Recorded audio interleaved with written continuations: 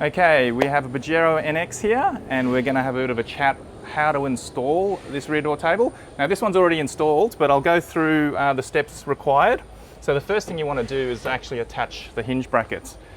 Now, if you come in closer here, these hinge brackets, what you want to do is you want to position the hinge brackets so you have about a 3mm gap along the top there and about a 3mm gap along the bottom there.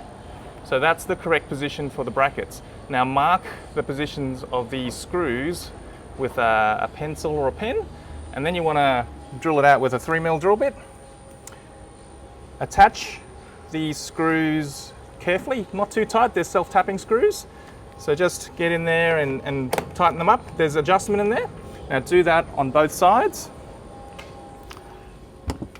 Once you've done that, don't get too concerned about the positioning. We'll adjust that once we've got the table on.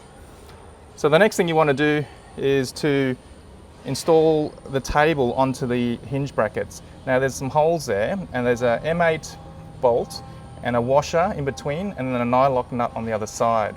So make sure you get that gap in between correct and get the washer between the table and the hinge bracket. Now you want to do that on both sides. Nip that up so it's nice and firm.